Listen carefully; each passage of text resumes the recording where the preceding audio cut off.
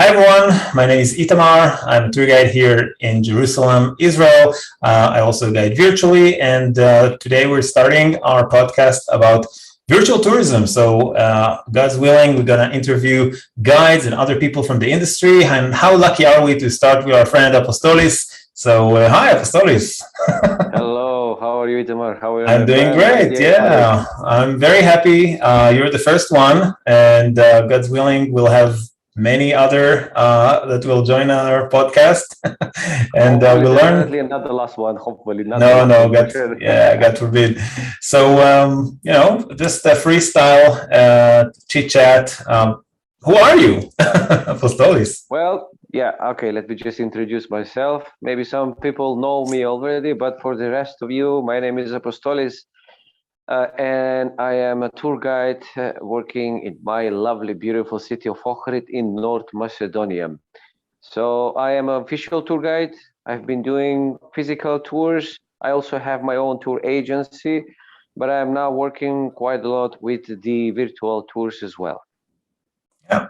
So, tell us, like, how do you get into the business of virtual tourism with COVID and everything? But walk us through, how did you develop in this industry? Well, the answer lies in the question that you just now said it, like how it started with the corona. So exactly with the corona it started, to be honest. So since the corona started, many businesses, just like in the tourism as well, we went already, we were almost dead and we didn't have any activity. So after a few months, now I don't remember exactly, it was few months after the corona, maybe almost 1 year after the corona, I got contacted by some of these amazing platforms for working, making virtual trips. So back in the time, that was the virtualtrips.eo, now otherwise known as Higo. They were the first ones that contacted me, and they said to me, if I'm willing to do this like a freelance kind of job, making virtual tours, and that's when I got introduced with the virtual trips, and I was quite excited. And I suppose, like you and everybody else, that back in that time we didn't have at all work. So I suppose that was the way how I decided to make these tours. And I was really surprised with the time how it got progress quite a lot. Now I'm doing simultaneously, like almost every second day, any kind of this, or maybe these virtual tours, but also through these virtual tours, I'm making and the physical tours, because Yeah. people are getting to know me. They seen me before. They come here as well, so they look for me. So it's a big benefit, I have to So say. you like built an audience over the last year or so through the virtual medium. Is that Yeah, right? yeah, exactly. I have, and I believe many of us, the tour guides, are doing the same. It's a really a big boost, let's say, after the corona, and now it is a product from the corona. But the point is that it's going to move on. It will continue even after the corona. There will always be somebody who is from the other side of the world and cannot travel for various of reasons, or maybe economical, or maybe some health reasons, or it doesn't matter, any kind of reason. So that's when they will really have, like now I'm standing here, the mobile phone in front of Yeah. you, watching you, my friend Itamar, how you're doing the tours there, and I'm just going to enjoy, just like for basically, for really, really good, reasonable prices, let's say. Yeah. So it does save people the hustle of traveling, and some people can't afford it, or physically they can't arrive due to health reasons. So what place it takes, like in your life now? Is that something you combine, like the in-person tours with the virtual tours? Like, how do you manage your day now? Well, yeah, I can tell you about my personal experience. Yes, what I have done so far Yeah. and what I am doing. I started with the virtual tours, and we saw, all of us, that there are several platforms, multiple of them, Yeah. and that's how I started expanding. So it was Hego, then came the Beams as well, if I remember, the ViewPulse as well, and many other tours. The platforms that I've already got registered there, and that's how I started expanding. So now at the moment, I'm also making virtual and physical tours. To be honest, in this way, how I found out about these virtual tours, the platforms, I also found out about some other platforms like physically making for me physical tours. Ah, yeah, in-person tours, yeah. Yeah, yeah, exactly. Tip based or maybe paid, so I registered with them as well. So that's how they find me and they see me. So that's how they book with me as well, even virtually, but also and physically when they're here. So I'm combining it for sure. I do Yeah, have people that are booking with me from different places. Now we do have these platforms from all around the world. I came up also like making some let's say some tours with people also from the Philippines as well, from Canada as well, from maybe I don't know, is Australia probably also if I remember right. So also there are some people who come here because now the tourism is resetting slowly, getting back to the normal. So I am also combining and I'm making the physical tours as well.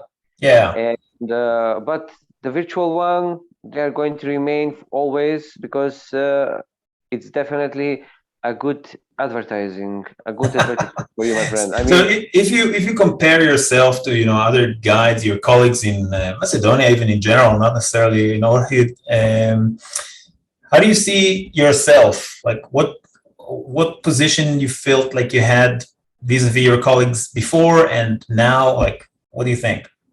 well, to be honest, even nowadays, after all of these 2 years, how many years we are now doing this tour? Yeah, Around 2 years, let's say. yeah. After all of this time in my city of Ohrid, I was the only one, and I remain still the only one who is making virtual trips Maybe one to of your for. kids soon, right? Who knows? Yeah, maybe in the future I'm gonna pass this to my children. Let's say they're gonna also continue doing these tours. I do have also a friend of mine who is working in the capital city. He Oh yeah. was also making these virtual tours, and we are actually my country only two of us that we are making these tours so far. But I'm telling you that we do have a benefit, honestly, because So we it's are like just 1 in a million people in Macedonia do that. yeah, really, kind of. I mean, that's quite really interesting to say it, but really it is like that. And but like I said, we are definitely gaining lots of audience.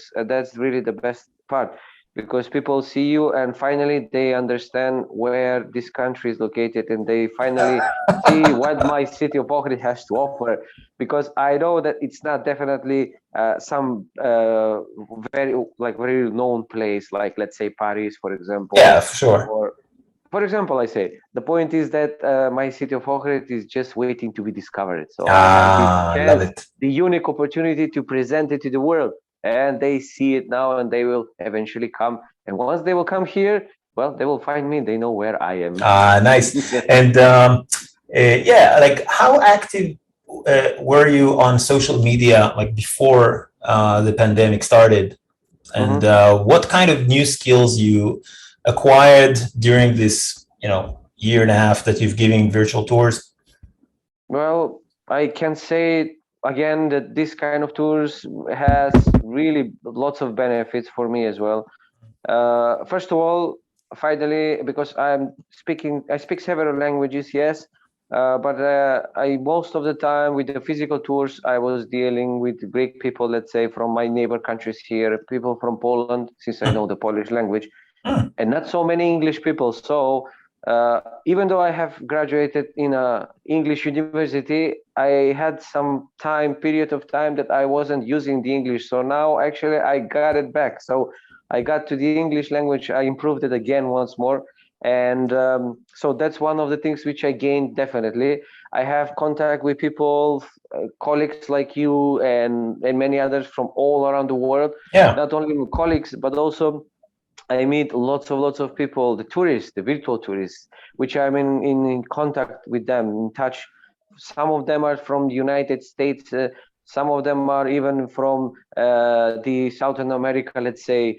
Some others are even from your place there as well, such as yourself. Yeah. So have expanded quite really big network of people, which we are on the same level. We do understand each other, and we are sharing these ideas about progress, and we have this amazing community. So this is one of the best benefits, the best things that happen from these virtual tours Yeah, because of the from corona. COVID. Yeah. Yeah. So, So one good thing that happened, because of the corona, let's say. yeah, no, but again, the social media aspect, like how dominant was it in your Yeah, you said business? social media. Yes, Yeah. exactly. Sorry. Yeah. Well, to be honest, that I wasn't really so much active before the corona and before this, let's say, project kind of with the virtual trips that now we are doing it. So it just this very thing, it just pushed me in order to start, being more active on the social media. Because of this thing, because of the virtual trips, I opened another, let's say, Instagram special account only for the virtual trips. I have also as well the Facebook group, also the Ohrid virtual trips as well, for example. And yeah, I am getting quite a lot involved in the social media, and definitely the reason is because of these virtual trips.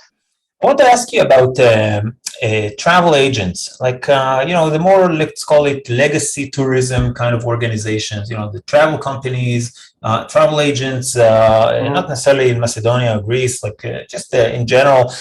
Were you in touch with them before or after the pandemic? Sorry, after the pandemic started, in regards to virtual tours. Maybe you can start giving added value to your customers by these virtual tours. Maybe you can make them more interested in my destination. Yeah, was it like something you did? Well, I have to say, by only saying this is a really good idea tomorrow in the future to implement this type of virtual trips as a product within uh, any tour agency. Yeah. So the tour agencies, this is a really good idea, which I believe that many of the businesses will think about it. I mean, starting for myself, like I said, for my tour agency that I'm also having, to also offer this type of services like the virtual tour. Because if you think about it, there are lots of benefits. Not only I'm talking about the virtual tour itself.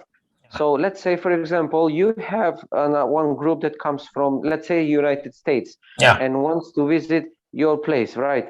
And you are making the agreement with them. We are setting up the prices about the accommodation and all of these things. But in addition, you give them this virtual tour, so they are going to be prepared, so they will know about your place before to come in your place. So they will see you making these virtual trips, and it will be something extra. So they will be definitely ready, so they will know where they are going. So this is another really interesting idea, which all the tour agencies, the agents, all of these businesses can have it can take it into consideration, so they can maybe implement it as one of the products.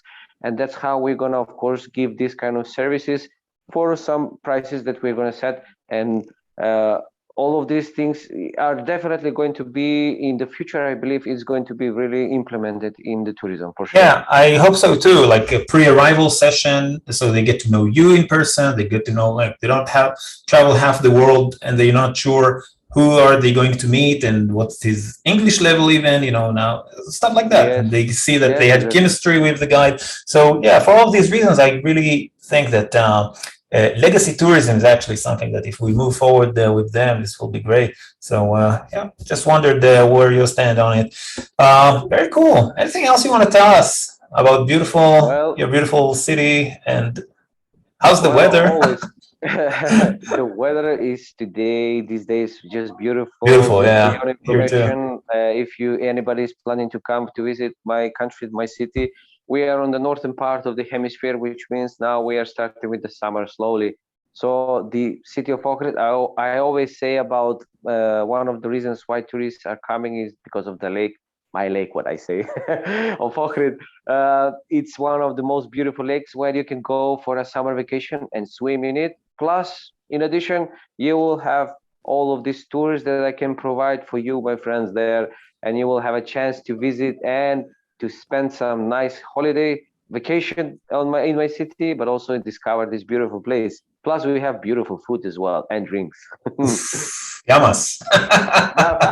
That will be in Greek, which is definitely different language than the Oh, language what do you say in Macedonia? Yeah.